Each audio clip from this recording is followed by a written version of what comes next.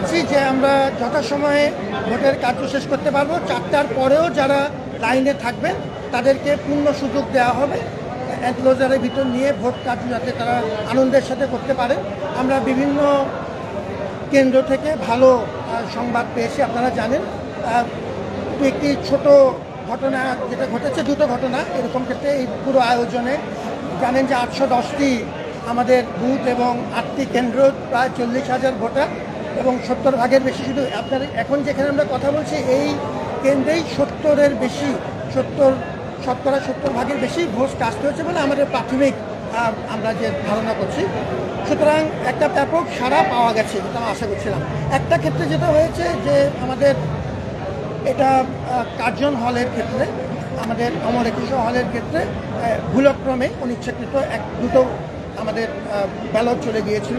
তো সেটি যিনি ভোটার ছিলেন তিনি অত্যন্ত এটি খুশি মনেই আবার ভোট দিয়ে সেটি শান্তিপূর্ণ মীমাংসা হয়েছে।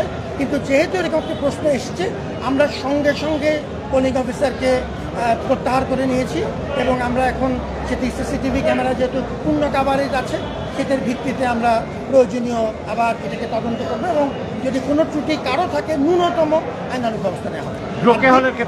দ্বিতীয় যে ঘটনাটি বলছি সেটি হলো যে আমাদের রোকেয়া হলের ক্ষেত্রে এটি পিএসসির কেন্দ্রে, এখানেও যেটা হয়েছে যে দেখা গেল যে বেশ কিছু একটা ক্ষেত্রে ওই ব্যালটগুলোর ভেতরে ঢুকলেন। আমাদের যিনি ভোটার ছিলেন তিনি বেরিয়ে আসার পরে বললেন যে একটা ব্যালটে 8 থেকে দাগ দেওয়া ছিল। তো যেহেতু তিনি আগে কোনো অভিযোগ করেননি কিন্তু পরে বেরিয়ে এসছেন, সেটিও শান্তিপূর্ণভাবে বদলে দেওয়া হয়েছে এবং করা হয়েছে। তারপরে এটিকে আমরা সঙ্গে সঙ্গে আমরা প্রয়োজনীয় ব্যবস্থা নিয়েছি এবং এর জন্য আমরা সিসিটিভি ক্যামেরার মাধ্যমে যে তদন্ত করা প্রয়োজন সেটি আমরা করব।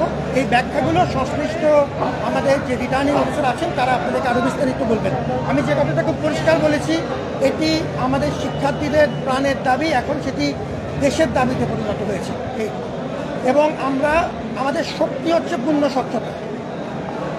আশা করছি যিনি জিতবেন এবং যিনি বিজিত হবেন তারা বুঝবেন যে স্বচ্ছতার কোনো ঘাটতি নেই এবং আমরা যেহেতু সব ক্যামেরার সামনে হচ্ছে, সাংবাদিকরা আমাদের সবচেয়ে বড় সাক্ষী এবং শক্তি এবং আমরা ভোট গণনার সময়টিও আমরা জানেন যে এটিকে আমরা ডিসপ্লের ব্যবস্থা করছি এবং সাংবাদিকদের উপস্থিতিও নিশ্চিত করছি। এই ক্ষেত্রে তাদের মনে রাখতে হবে যে বহুদিন পর একটি গুরুত্বপূর্ণ গণতান্ত্রিক প্রতিষ্ঠানকে আমরা সক্রিয়করণের চেষ্টা করছি। যেহেতু সক্রিয়করণের চেষ্টা করছি, এই ক্ষেত্রে আমাদের উচিত হবে যে বিজয়ী এবং বিজিত যেহেতু তারা গুরুত্বপূর্ণ ভূমিকা রাখবেন রেখেছেন সেটি বিবেচনায় রাখবেন। আপনাদের প্রতি ধন্যবাদ জানাই। ভালো থাকবেন। Thank you.